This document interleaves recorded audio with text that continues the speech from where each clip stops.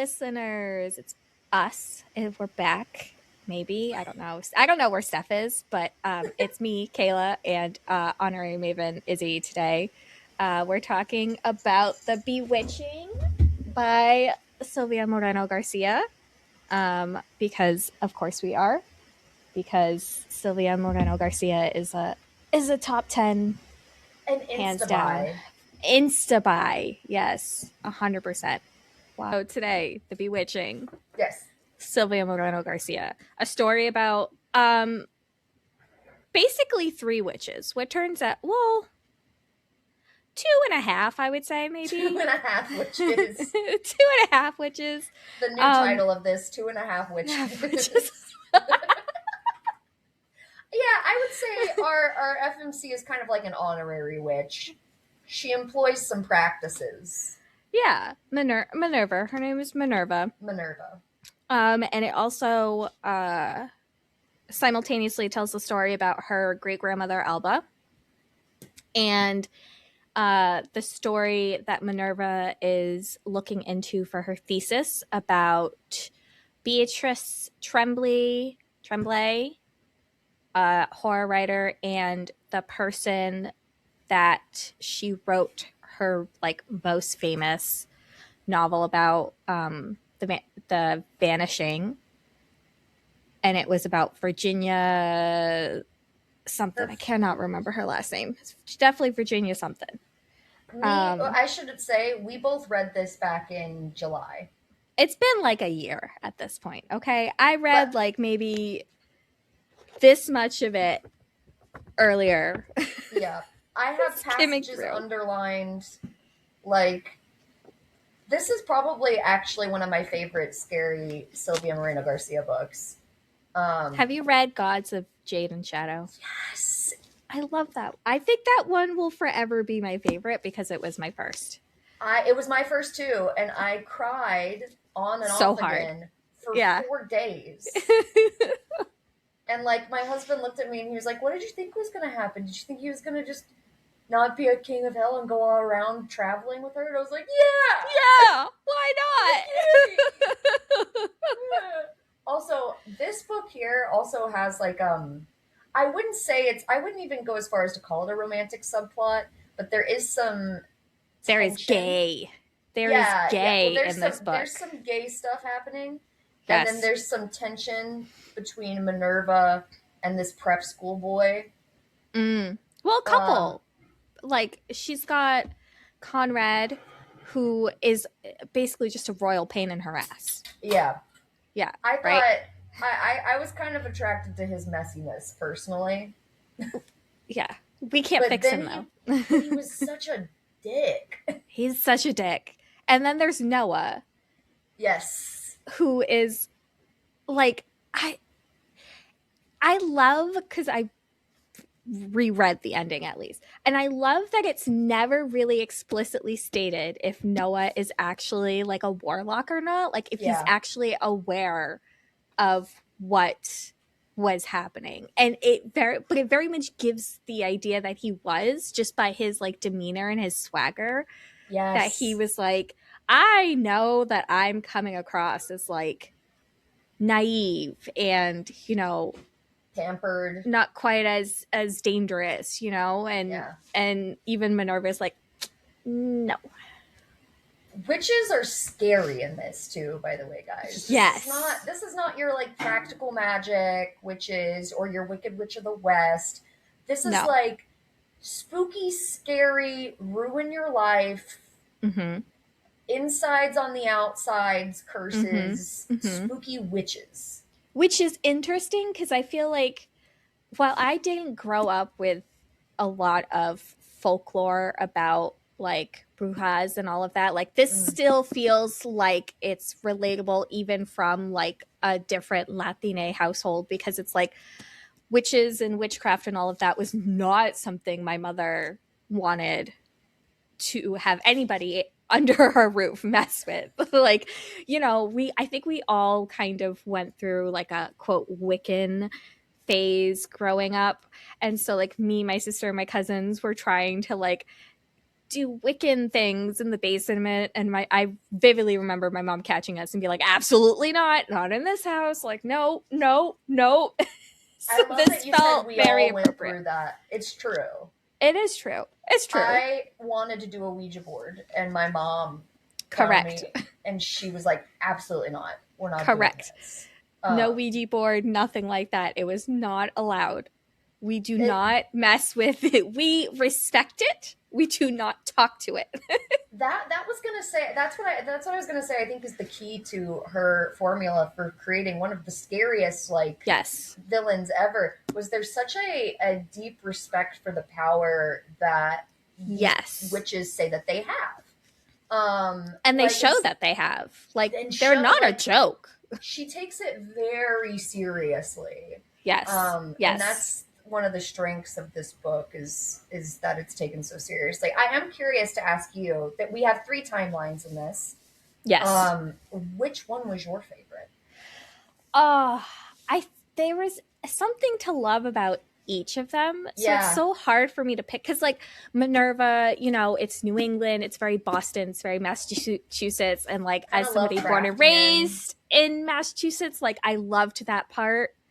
And then there's Alba, which is she's pretty progressive considering the time that she's being raised. Like but it's also very much like, yeah, that's kind of like what my grandmother and my great grandmothers kind of like would have been into. So it's like Mm-hmm. there was that little piece of like, oh, kind of getting a snippet of the past. But then like, with Beatrice, there's just gay yearning. There's Oh, just queer sapphic yearning throughout yeah. all of it that I cannot deny was probably, I think having Beatrice as the third like timeline was so clever because you could have easily just picked Virginia, Yeah. right? And weaved all the supernatural elements together, but you have Beatrice who is not really a witch.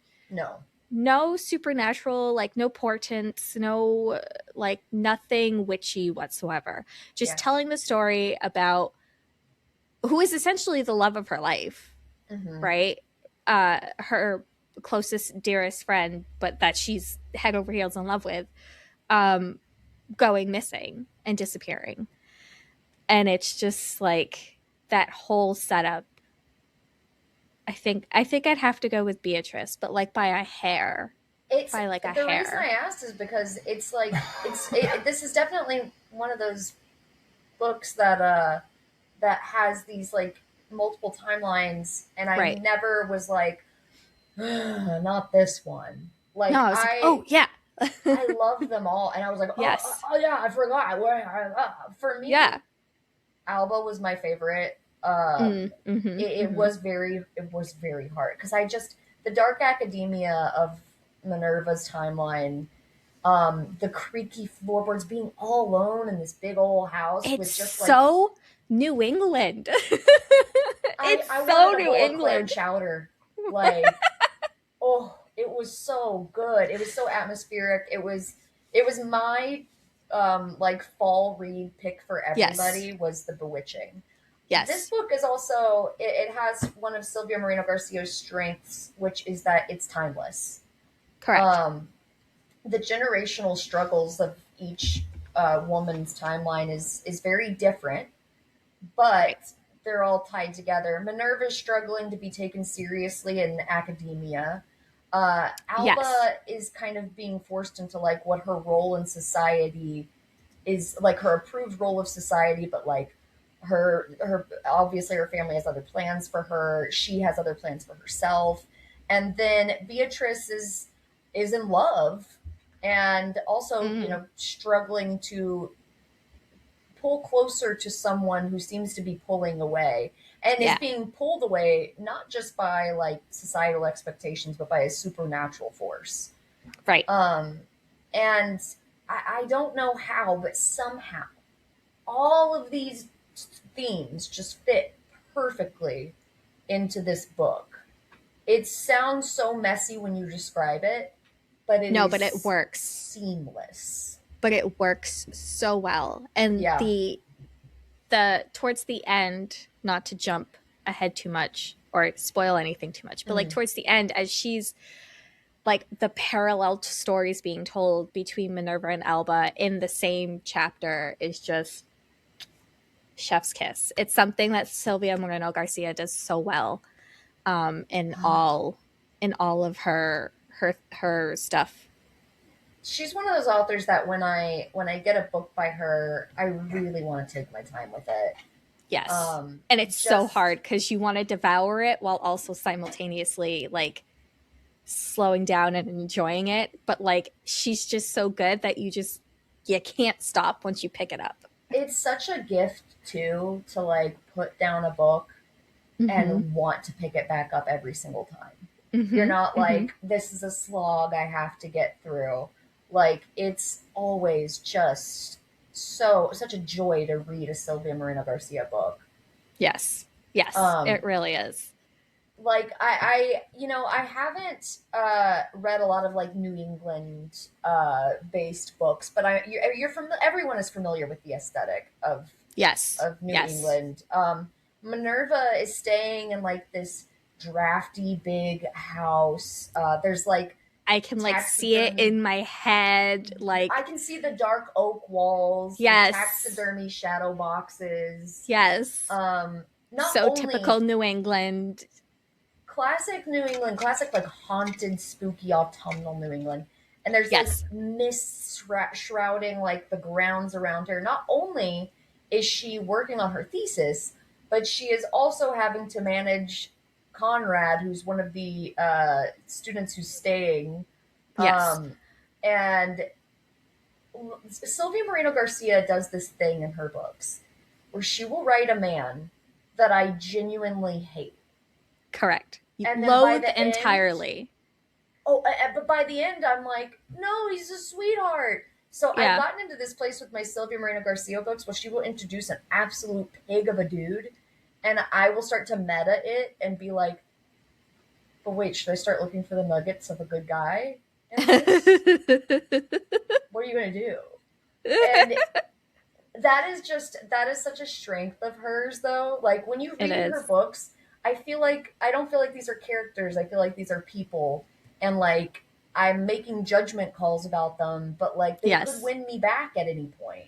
Correct. And that's what makes this a good mystery, too, is because in Alba's timeline, in the 30s, is it?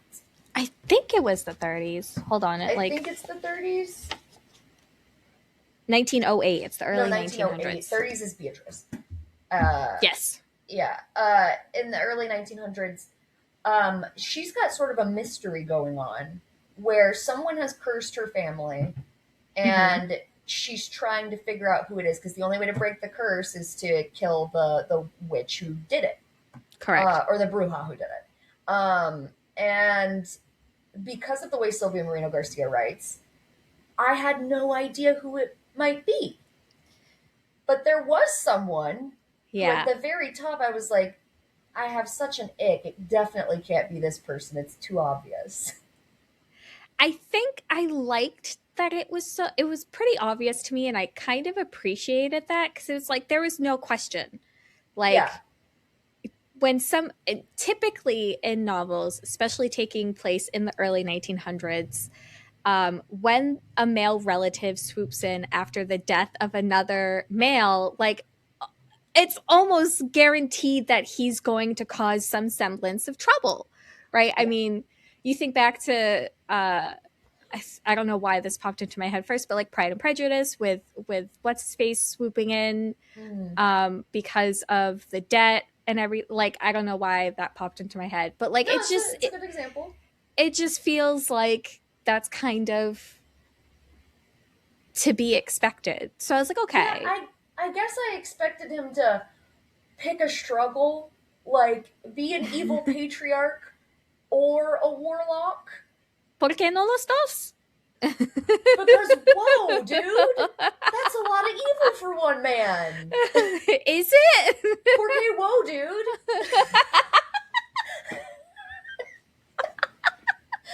Whoa! I was like shook because here I am jumping to the end of Alba's story That's Like okay. she like follows the, and that's the other thing. Like Alba is consistently plagued by societal expectations and what she Mhm. knows to be true. And Yes. society is telling her that colony of brujas, the colony of witches over there, they are the ones responsible for your family's curse. We Yeah. got to They're figure out which one dangerous. it is. Yes. And she goes over there with a mind to do something about that. Hmm. And then ends up listening to them. And they're Yes. like, hey, yeah, we do curses and shit, but it's not us. Right. And they point her in the right direction. She discovers that not only is this patriarch trying to take over her family, also Loki trying to seduce his niece, but he's Hmm. also a warlock and he's caused all this misfortune Yeah. to rise to power. And Yep. To gain the inheritance that would give him the funds to be able to be a free man, to be and here's the independent. other thing about Arturo. Arturo's hot. There's no Yeah. mistaking There's it. absolutely no question. I love that because I'm so sick of stories where like the evil people are always ugly. And I'm Right. like, why are they ugly though? Because I know a lot of pretty evil people. Yeah. Yes. Like, Pretty people can be evil. so him, he's just this evil mustachio. He's the evil warlock Pedro Pascal, and Yeah. he's storming around, and he's taking charge, and he's sort of like this hero figure. To Alba specifically To because Alba she looks at specifically. him as this worldly, mature, like, and he's only a few years older than her, is the part Oh, that, like, I also does forgot not help. that. Yeah. He's only, I think, like 4 years older than her or something. Yeah, So I guess, it's like, incest trigger warning.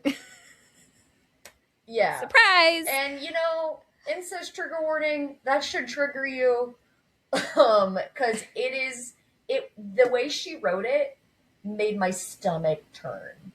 My skin Like crawled. I the wanted to crawl he out of my skin. the way he touches her, the way that he bewitches, like bewitch in this has He so real many Yeah. meanings. Yeah, it He does. bewitches Alba without magic because Yeah. he's He handsome, seduces he's her. smart, he's He's traveled charming. outside the small village that she Yeah. really wants to leave. She wants to be him, and Mhm. he wants her to be with him. Mhm. And when she's like, "No, I'm not going to do that," he's like, "Fine, I'm going to have to use magic." Mhm. Um, and we Which learn. dubious Oh, consent. I'm going to go ahead and say no consent. I think the other interesting thing that happens with the timelines is that we see that magic is used by a lot of different kinds of people, and Mhm. it is frequently abused by Yes. people who want or have power. Yeah. Um, the Brujas in the 1900s Alba timeline, they stay in their little colony in their tents. They defend Yep. themselves. They do some bad magic sometimes. Cut them some slack. Everybody does bad things. They just happen to use magic to do their bad things. Like Right. people in But this they're town are open about it. They're they're honest about open it. If you about it. confront them about it, they're going to own up to what they did. Yeah, I did kill someone with magic, but like also people are poisoning their husbands in this town. I'm just using Yeah. magic. Like they're regular people and they use magic to do their bad deeds. Everybody else does it behind each other's backs. Right. And then we have Arturo, who's doing it to his own blood and doing it for just himself, not even his Mhm. community. Cuz he feels entitled to it. Because he says that he knows how to he says that he deserves freedom. He thinks that he knows what to do with freedom. He even is disappointed in Alba because he's like, I thought I saw someone like myself and you, someone who knew you Mhm. have to like take what you want. Like, what's your deal? Which, if you know anything about eldest daughters, the best way to get them to, like, kind of cave is to express disappointment in them. Yeah, the The the former audacity. gifted kid stuff like Yeah. will arise. people Yes. pleasers of the world. And I honestly, I felt so bad for Alba. She's just a kid. She's just a kid, and I remember being that age. I remember like starting to realize, hey, maybe all the adults in my life aren't right about everything all the time. Right. Yep. Maybe the things that I want to subvert, maybe those are things that actually have to change. Mm-hmm. Her story is just so touching and sweet. And then in Minerva's timeline, we see parallels again where what is the name of the rich lady? Caroline. Caroline. Of of Yeah. course. Caroline, of course. Of course Yeah. it's Caroline. Um Rich, wealthy matriarch. She's got her grandson under her thumb, and Mm-hmm. she has been using witchcraft, and she used it on her friends, and she So wants to did her use it. dad. Oh, It's and a so did, yeah, it's generational. Yeah. her family has consistently used witchcraft to maintain their status, to maintain their Correct. power. And then we see Minerva, who learns to use witchcraft solely to protect herself Mm-hmm. from this madness that is falling down upon her. So I really liked that Silvia Moreno Garcia managed to show that like witchcraft is not a good or a bad thing. It No, it depends is on the very person neutral. who's It does using it. depend on who's wielding it. Because it would be very easy to just make the boogeyman in this be Yes. like all witches are terrible evil people. Yes. But in this, it much like anything, much like religion, much like money. It's really dependent on the person using it and how they're using Correct. it. Correct. Um, it's it's just truly a masterful feat of storytelling. It is. It is. It's just it puts you in the different time periods as you're reading it. You know, you've got the early 1900s with Alba, and she's just lost her dad. And then throughout the story, she loses her brother, her uh, Fiance, fiance, her innocence, um, on many levels. And her then dreams. her dreams, yeah, because everything's different at the end of the book for her. She can't really leave. She can't really go travel. She doesn't really Um, want to either. She wants to. she She's so starts to appreciate the land that she's yeah, on. and then she also starts to realize that like, she was told that she needed a man, she needed Mm-hmm. Arturo, she needed a dad, she needed somebody to do what needed to be done to protect her family. And in the end, she was the She did only it. one Yeah. willing Mm-hmm. to do what needed to be done. Yep. And I think she sort of accepts this role of matriarch, which we learn from Minerva. She was quite a matriarch Yes. in the end. Yes. That was also really interesting to see Alba as sort of this cowering, sort of like nervous, scared girl, and then hear Minerva talk about her as Yeah. like this very shrewd matriarch. Yes. Because and that's kind of the result of Alba's entire storyline. Like she is Mm-hmm. forced to harden and step into this role of matriarch because I mean her mother has been widowed, lost a child, and can only do so much, right? Like the land's in trouble, the farm's in trouble. So Alba She's sort of also steps stuck in her up. ways a little bit. She's Yeah, like she's very old she fashioned, very old she school. and I think that that is another thing that we don't talk about a lot, which is that we look at our mothers and we're like, why can't you just get with the program? Mm-hmm. And we don't think about the strides of progressiveness that they made that seem like stupid to us, but they Mm-hmm. were actually Mm-hmm. like a big deal. So Right. like the fact that her mom is able to keep going without a husband, to keep the farm up without a husband, that's incredible Yes. for her. Alba wishes that she was more progressive, but like That's a pretty big step people, in the early that's 1900s. that's a big step. Especially if you're looking at like a Latino family, Hmm. very religious, like that. Yeah, that is a huge step.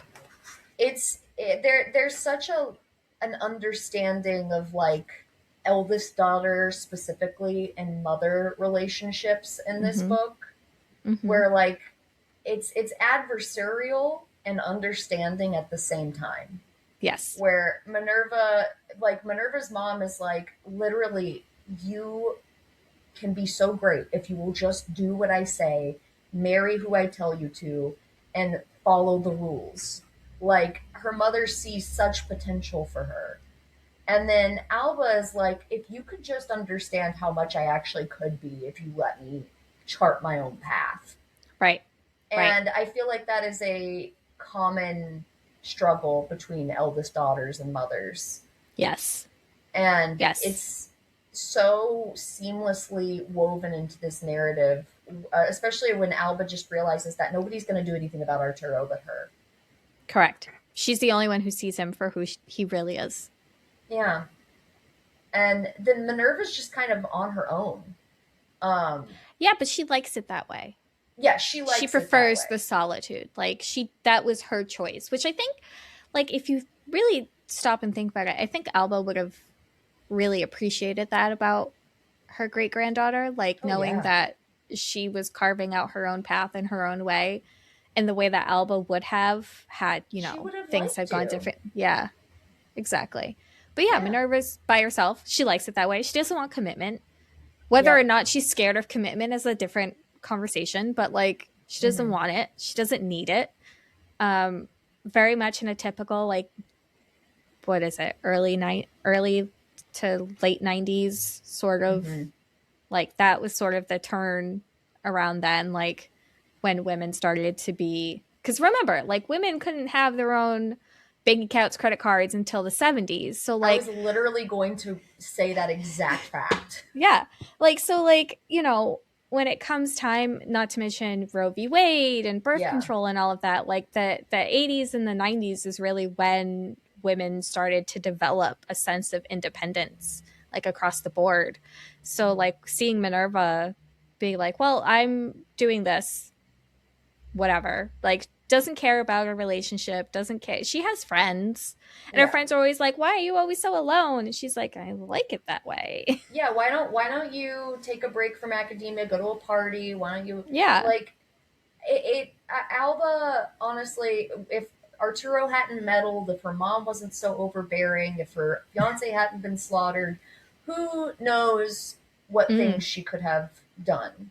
And then Mm-hmm. we see Minerva, who is like at this very prestigious university with a very good scholarship, with very good academic performance, and all because she refuses to cave to the societal pressures that Alba had to kind of maneuver around. Around. Yep. Yeah, Yep. like I was almost disappointed that like the third POV wasn't like directly related to this line of women, Yeah. but But then I also think about, how would that have worked? Like, what would that there's have no looked like? way. It wouldn't have. And Like, the whole also, that would have purpose been is too many witches Beatrice. plaguing this family. Yeah.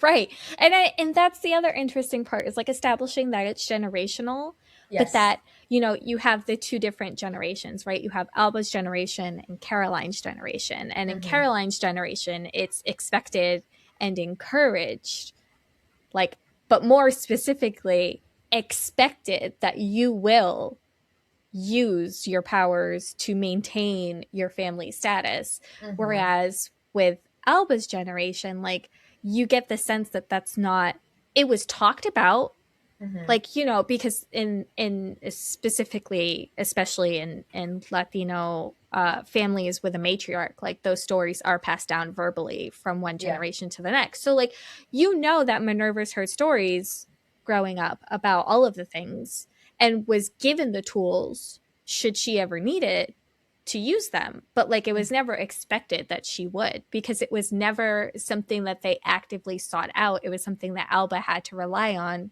to survive, Mm-hmm.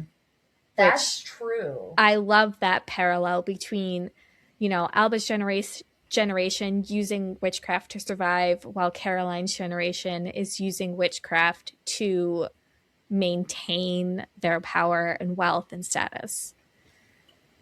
Classic white people.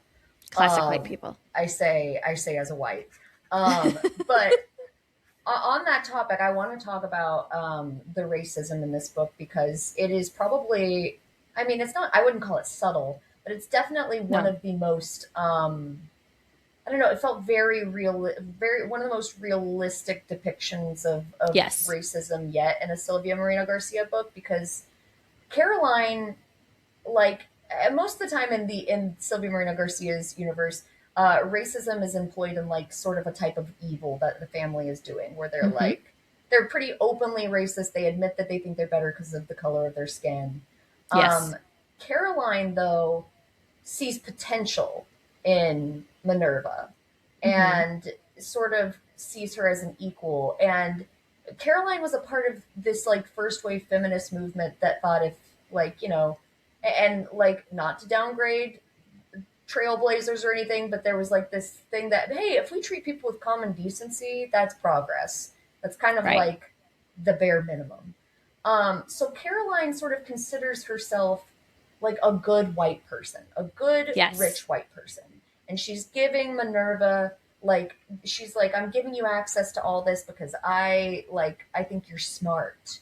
Like you're Yes. so articulate, Minerva.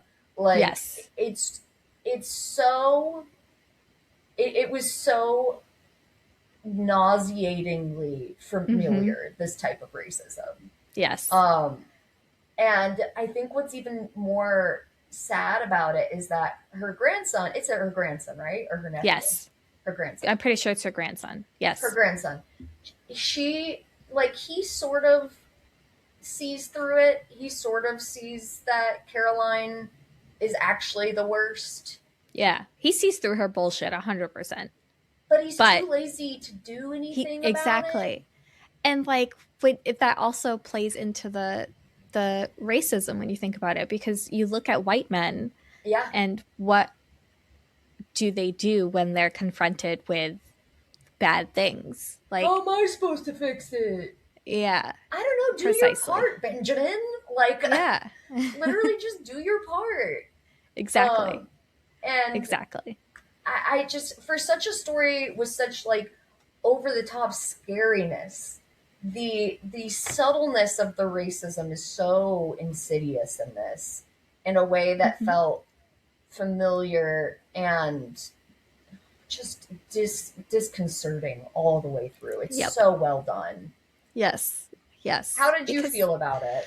I mean, honestly, like it was one of those things that like I truly did not clock because it's so normal, so Yeah, to speak, that it's just like, yeah, like that sounds about right. Like yeah. that's accurate. Like that's how that would be It's when you're really talking to somebody subtly like that. done. Yeah. Yeah, it is. It is. Um it's very well done. Like the story itself, and I think it was one of those stories that I had to like think about after I finished it to really appreciate it. Mm-hmm. Because as I'm reading it, I'm like, like, it's hard because like I always go back to Mexican Gothic because that's the one. Like Gods of Jade and Shadow was my first. Mexican Gothic has my whole heart and soul when it comes to It's Silvia very Moreno good. Garcia. So it's like going back to that. It's like it's creepy and it's scary, but like it felt like something was missing up until the end, and then after when you process the book, you're like, no, wait, that was actually really solid. Like, It felt like somebody telling you a story like on a yes, cold winter night by a yes, fire. It's like you sit there and then sometimes they go off on like a tangent and you're like, but by the time the story's done, you're like that story haunts you forever, it haunts you for the rest of right, your life. right, And like right. there are some real bangers in this. One of my favorite ones is on page There's a lot. 69. This was an innocent world, insulated from strife. It was a world of light. After Jenny's disappearance, I would know the shape of shadows. Oh, the gays, the I was sapphics literally gonna go, specifically. gay. This is gay prose. You Yes. recognize it. I can't describe it to you. You'll recognize it when you see No, it. you know it when you see it. Sylvia Moreno That's some gay Garcia shit. like flex. She was like, "Y'all want some gay prose? I got that in here." Like the way that Jenny is written about is so The way that beautiful. Beatrice specifically talks about Ginny is, I want to compare it to like Sappho's and all of that, but like it doesn't, like I don't have the historical context because I haven't read anything by Sappho's, but it feels like that's what I would be expected to say if I Oh had. yes. No. So my husband's a huge fan of Sappho, actually, and has read me many of her stuff, and we will start many of her stuff, many of her works, and we've started, and we'll start crying. We'll just start bursting into tears. There's such a, I guess if I were to describe gay prose as best as I could, it's so simple. It's It's not. soft. It's soft. It's not meant to bludgeon you, right? Like Mm-hmm. it's just meant to sort of like, ooh, like hit you in that little like itty bitty way that, Just a sprinkle of floweriness, but yeah, not too much. no, It's it's startlingly frank and yes. very, very gentle at the same time. It's not purple prose, it's lavender prose. It's It good. is lavender prose. Coining it, you heard it here first. Nobody's ever said that before, guys, just us. But it's true. It is. It is. I hadn't read. I can't really think of another like queer love story Sylvia has written. And I would No, be she's interested. written queer characters. Yeah, but not nothing like not like queer. this. Not like this. And it was so good, and it was done with such care. It was. Another line that hit me right in my stomach. She had that terrible split second of panic in which she did not know what shape a man's rage might take. Mm-hmm. Was that Alba?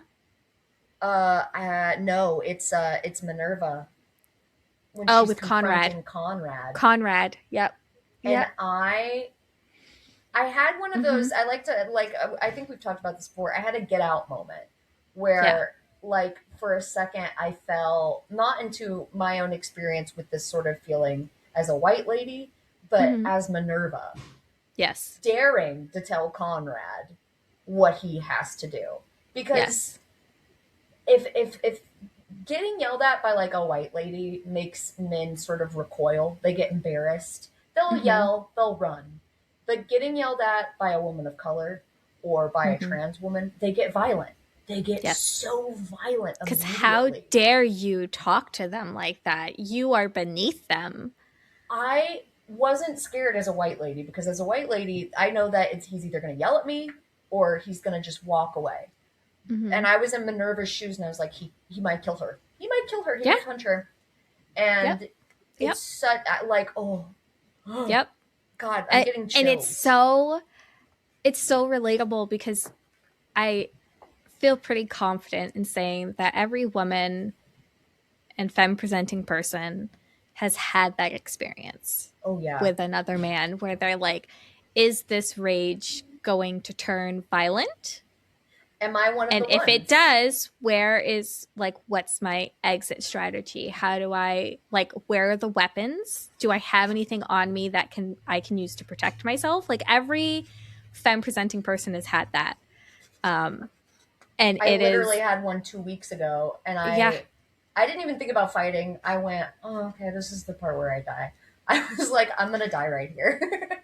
It's terrifying. It's terrifying. But what's the most terrifying about it is that you don't realize how terrifying it is until you read it in like a book and you're like, oh shit, yeah, that's pretty fucking scary actually. The way it's described, it's just like that split second that she describes it as. You know that when your neck gets really hot and you feel your legs like start to get that fight or flight instinct, that moment that like I'm in this position and I have to act. Yes. It's so well described. I do have an Alba quote that I really like about Hit me with Arturo. A creature of passions, a weather vane. That's what Arturo was. Yep. Now, that is a line that is so well crafted because it could describe two types of men. It could describe a jovial, incandescently charming Mm-hmm. man. Or if this man is prideful, it could Mm-hmm. describe a dangerous person. Someone driven, Depends on which way the wind blows. depending on which way the wind blows, because somebody driven by their passions. Mm-hmm. Passion is such a romantic word, but it can be for terrible things. Yeah. And Crimes of passion, passion have been committed. Yes. Arturo in particular, his passion is getting what he wants. Yes. And what does he want? Money Money. and Alba. Oh, and Alba. Yep. I was And going to say to be a damn douche. anybody. And damn anybody who gets in his way. And damn them, like, I will use witchcraft on you. It's. I will turn you into something that you cannot stop, you cannot help, you will not recognize yourself, and I will use you to then do my bidding. You know, now that you mention that, that's another thing that I actually didn't notice. The way that tradition is weaponized by Arturo Mm-hmm. is crazy. Because that's the Mm-hmm. basis of his whole scheme, is that he can weaponize tradition into getting what he wants. Right. And then he continues to do so. Like, but then sometimes he disregards tradition when he feels like it. Yeah. Like, he'll be like, no, the right thing to do is to put the man in charge. But Alba, forget this whole town. Forget your family. Come with me. Like, Mm-hmm. whatever it, he doesn't have convictions. No. It's He so. has tools that he uses to get what he wants and to get where he wants to be, and that's it. And then speaking of traditions, we get a glimpse into like, what is Caroline's grandson's name? Noah. Noah. He has a line, and we hear what tradition is like for him. And Mm-hmm. he says, it's a family tradition, you know, to stay together with someone you can't stand. And it's this Yep. little peek that you get that he's not like his grandmother, but No. he doesn't care to change it. But he Right. sees through this whole family veneer of Yes. like of building something, destroying your own happiness. He's so depressed. That is Noah in a nutshell. He's too depressed to do anything. Yes. He's And wallowing in self and pity. some would argue that that was how he, like that was a result of Caroline Yeah. completely, because Caroline has had him under her thumb since she murdered his parents Oh, by causing yeah. their car accident, um, and because needs she needs another witch or warlock Hmm. in her family line, and she could not have access to Noah. So his parents had to go because that was the only way she would be able to have access to him. Noah's such a great character. Mm-hmm. In that he's so hateable, but you feel bad for him. And Right. it's like, it's again, this is another one of these things in this book where it felt too real. There are so many Yes. people that I'm so mad at, and I, at the same time, feel pity. I'm Mm-hmm. like, you're so annoying. You could do X, Y, or Z, and you don't. And at the same time, I know that you are not here by choice. I know that certain decisions have been shaped for you. And again, you come back to the cycle. I'm so mad at you.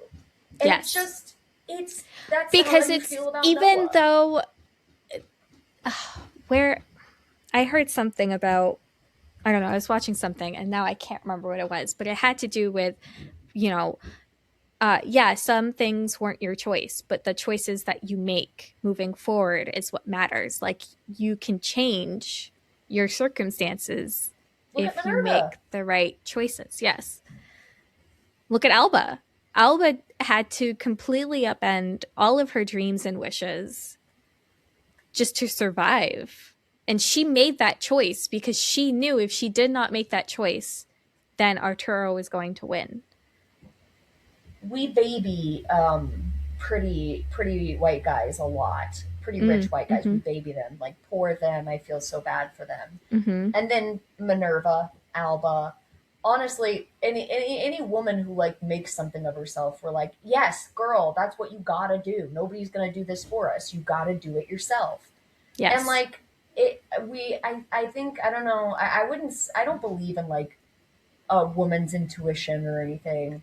I don't believe in any inherently like gender based empathy, but I I do think I that think we're it's more just how we're raised I and was how we're literally going to say nurtured. we're conditioned to be very nurturing. Yes. Yes. So a part of us, a part of Minerva, even as she's mean to Noah, pities him, even Yes. though she would never give herself that break that she Right. gives him. But No. she gives it to him. It's so annoying in the best way to read, where you're like, Like, don't Minerva, feel he pity could for do this something. boy. Yeah, he could do something. He He could has the dry his tears with his means. money. Yeah, like he has the means. He could do something. It's Um, so frustrating it is so frustrating. It is and so so well very. done. Yes. And Kudos. hold on, there's another one. There's this conversation with Noah and Minerva. He says, "Did you always know you wanted to be a scholar?" "Yeah, I think so. Sometimes it seems pointless. Why write papers that 6 people are ever going to read about a person who is long dead? I could be doing something more practical, more tangible. Then why keep on with it? The romance of it. It's as if you're conducting a secret, passionate love affair. You know every detail about someone, their every word and thought. When you look at their writing, you swoon over a sentence or turn a phrase. It's as if through the mists of time, someone reaches out and touches your hand." The reason this quote is so important, I feel like, is one, characterization of Noah. Noah doesn't Mm-hmm. understand what it's like to not just have drive, but also have that driven by a genuine passion, a genuine Right. love. Nobody's really ever kindled anything in him But to go also, there's never after been anything kindled in his entire family. All they want is because they're power obsessed and with wealth. power. Exactly, Yes. and that's empty. And I think Yes. that this is where he becomes truly enamored with Minerva, is she's like, not only am I highly competent, I'm highly competent and I love something. And he Yes. doesn't know what that's like. Yes. I think And I'm not even sure I would say he would be enamored. I think he envies her oh, a it's lot it's more than envy that. for sure. Because he just wouldn't it be nice to have something like that? And we're back to where we were with Alba, where we have the Yes. brujas who use their magic for their community, for their well-being, occasionally to exact revenge. And then we have Arturo, who is Mm-hmm. just using it to advance his own aims. Mm-hmm. And, Minerva is looking into all this old witchery and stuff to figure out what happened with Beatrice and Jenny. And Carolyn, she just wants to maintain power. Mm-hmm. The cycle continues and continues. And I think one of the The sad things, parallels. The parallels between Arturo and Caroline are so good. they're the more you read, the more, well, at least for me, I started to feel stupid that it They're, took the, me so long to figure out they're it was different Arturo. sides of the same coin. Same. They're like trying to enamor these people that they kind of have their greedy little eyes on. Yep. Edgar for Caroline, Alba for Arturo.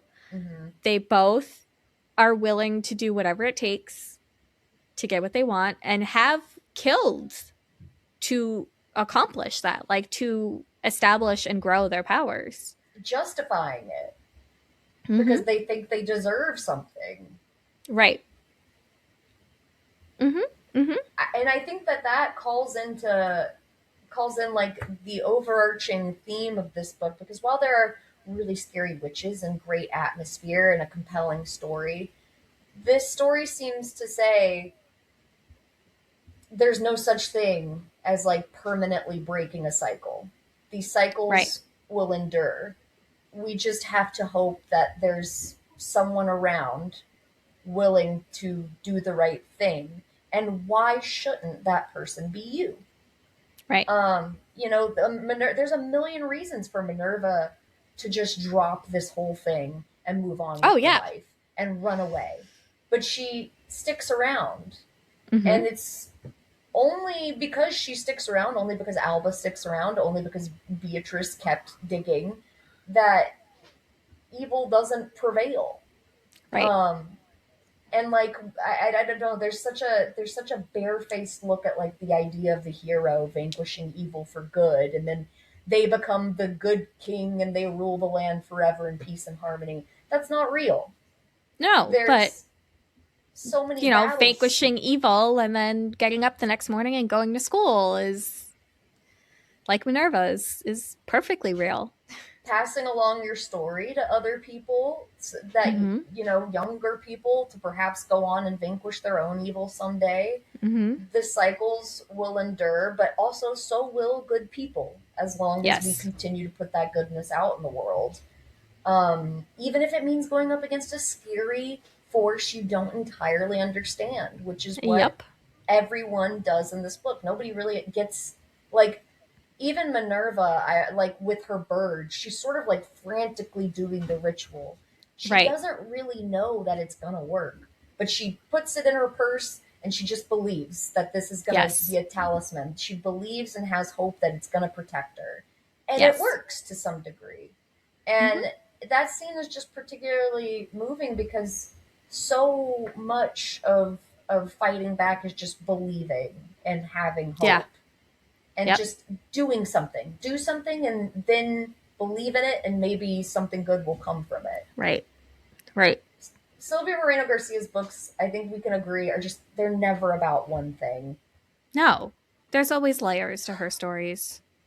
Always. She's she's truly one of like, I just honest to God believe that she is such a timeless storyteller. Yeah. And like, we've named a few people, like Samantha Shannon's stories, I also think are enduring timeless stories. Her and Tracy Silvia Moreno Dion, Garcia, oh, they're Isabel just some. Cañas, they're just I still have to read The Vampires of Noir. I've been putting, it's one of those books that I've been putting off because no, I'm because once you so pick it up, stoked. You won't be able to put it down. I'm also just so excited for it. Yeah. Like, it's Yeah. got everything I love. But back to what I was saying, like, there are some authors that I'm like, God, I'm genuinely so lucky to be alive while they're putting art out and reading it. Yes. And Yes. Sylvia is one of those authors for me, where every time I read Yes. something, I'm like, I'm so lucky that I'm alive for this person. Yes. Yes.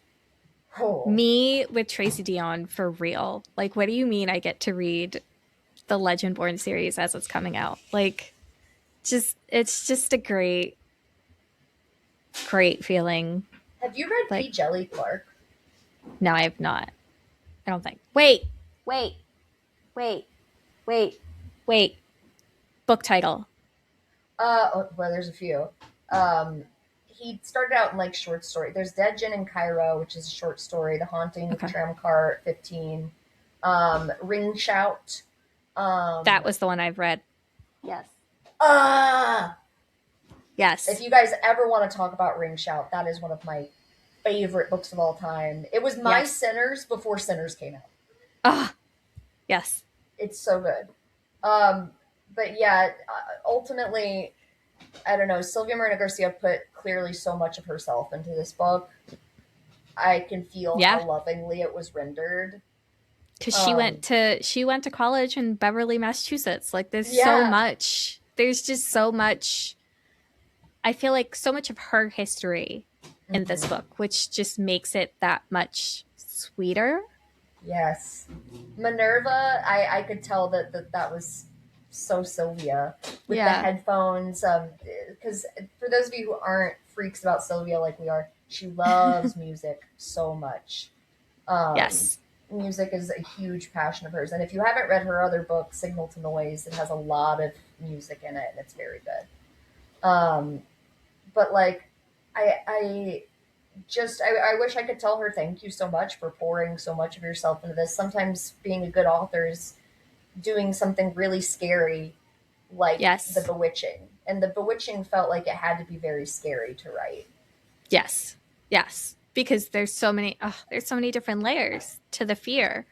You Mm-hmm. have a the fear that women deal with every day when it comes to men, the fear that society instills specifically in young women about expectations and, oh no, what if you're alone the rest of your life? Then you add the supernatural on top of it. It just add it the layers, onions, An onion, a ogres, Shrek of a book. layers. A great Shrek of a book, truly. Yes. Yes. And then she does have a new book coming out. I don't remember what it is. Uh something intrigue something. The intrigue? She just announced it, The Intrigue, yeah. Yeah. Which comes out in July. So Del Sold. Rey, you have my email. Sold.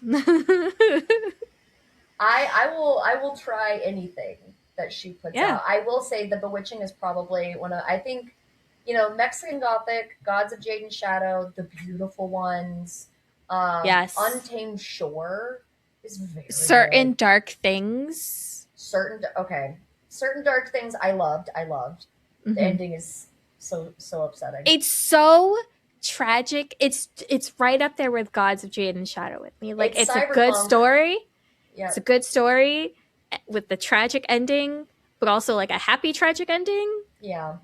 Like I mean, not as happy tragic ending. I think of Gods of Jade and Shadow, because she literally hops in a cab with like a demon and is like, "Let's go on adventures." And yeah, the end of Certain Dark Things is he's just kind of laying in the trash and he's like, "Bye, I love you."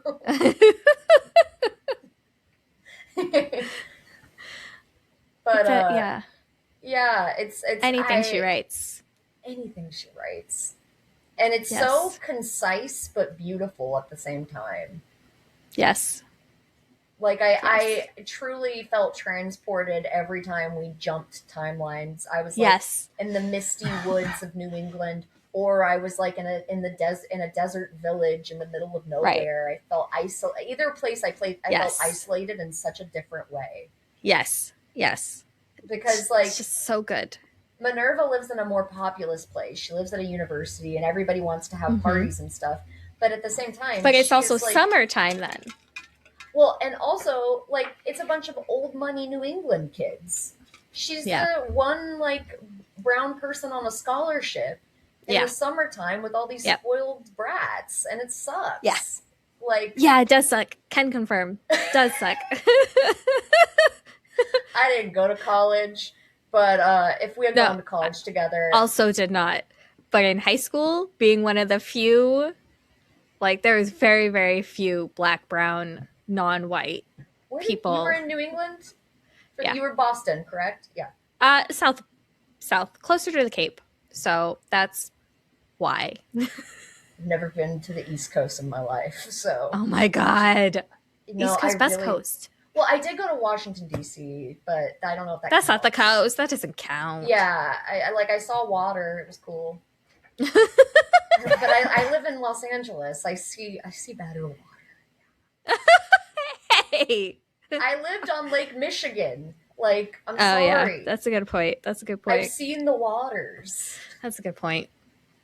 But yeah, 5 stars for this, hands down.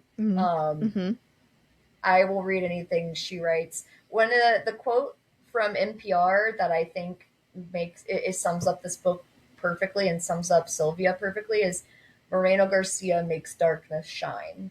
Yes, she truly does. And all of that she writes, like everything that she's written, just any darkness that she puts in her books is just somehow so brilliantly well done. Yeah. And like relatable on so many levels. Just every time I read a Silvia book, I feel so seen. Like, yes. I feel like so I feel like she honestly I feel like she has kind of like she held my hand through so many like tumultuous political times too. I know a lot of well-meaning. Well, I don't know a lot of. I know I've met at events some well-meaning white people who are like, I gotta add more like people of color to my reading list, but I have trouble relating. And I'm like, I don't know if I'd say that out loud. Yeah. Because Yeah. what do you mean? I Like, mean, did you hear about the book content creator who said that she DNF'd Legendborn? the Did you one hear who about was that? like, what did she call it? She said Born Brown or Something like something? that. Yeah. Yeah. It was bad. It was bad. Yeah. I'm like, do y'all know that there's inside thoughts and outside thoughts? And that's an Inside inside thought? thought. Like, but even at your grown age, you shouldn't be having that inside thought. That No. is No. so disgusting. It was so bad. It was so bad. And like to see people, like white people, who think that, it just boggles my mind because I'm But there were reading all any of these likes on that books. post? There were Who liked that? there Who were liked 6 people that I know of that liked it. I think I might have screenshot it before she deleted her threads, but like people think that. the most telling thing about it is that these same people will read stories about like a white person being enslaved in a salt mine, and they'll be like, "Oh, I know exactly. I They'll can read relate about exactly." dwarves and fae. But like the second a black person mentions oppression and they're a main character in a book, you're like, "I can't relate," and I'm offended. Like, and also, I think that one of the beautiful things about books from Silvia Moreno-Garcia or from people of color in general is that thanks to them, I can sort of understand a bit better what's going on in my friends' heads. I feel sometimes so powerless to Mhm. understand what these people are thinking in my life that I Mhm. love so much because I haven't been through these things. And then Mhm. somebody has taken the time to To write explain it to all out. me, Yes. and Yes. I can relate better. So like that's the other thing. It's not always about you. Correct. Like Correct. you don't have to be relating to the main character. Like No, sometimes all you have to do is just sit down and be quiet listen. and listen. Also, I don't know where this when this started, this obsession with like I have to relate to the main character. Years, I think. Like I think it's been f- for as long as I can remember, but it hasn't been as, or maybe it has been so overtly racist, and I, as a kid I never noticed because I Yeah. wasn't in those spaces. Um but like with the internet and everything like that, like it just has become more prominent that white people need to relate to the characters in a book, and that's why they can't pick up a book by a black person or an indigenous person. I think a lot of people who didn't like grow up reading too, because like I Mm-hmm. started reading at a young age. I learned at a Mm-hmm. very young age I wasn't always going to relate super Mm-hmm. specifically to a main character, but that the book was still interesting. Right. Like I loved the Time Traveler. I loved the Spiderwick Chronicles. Like I Even like something like the Babysitters Club. I wasn't going out and babysitting other shitty little kids, but like I it's can a good appreciate the story. stories. It's a story. And I think a lot of people jumped into reading like during the pandemic. And that time at that age demographic, a lot of the books feature beautiful privileged white ladies Yeah. getting like whisked around. And so their expectation was set that they would always be able to relate to the main character. Right. And when you don't grow up reading things like, I don't know, Narnia or American whatever, Girl doll book, like the American oh, Girl books. don't get me started on Josefina, who was actually kind of my first crush. Yeah. Um, Duh. her little off the shoulder top. Yeah. I remember sitting in like my fundamentalist Christian school with my little American Girl Josefina book, and I was just like looking at her on the cover. I was like, God, she's so weird. Like, but this is like a normal feeling. This is a normal feeling. Um, like I think my dolls are pretty, and then I read it and I got a crush. And then Samantha was also another good American Girl story. I don't know if you ever read hers. I read all of them, like at least one of every of them. We didn't have all of them, so I was limited. Yeah. I think Abby was one of my favorites. Josefina, because I could relate, Yeah. even just from the point of view of being Hispanic. Yeah. And then I think Kirsten was one of my other, or I don't think Molly. I read Kirsten. I did read Kit's. And that I think that is where me and a lot of people's fascination with the Great Depression came from, was Get Rich. I was like, Mom, you don't get it. They're making soup out of celery and beans.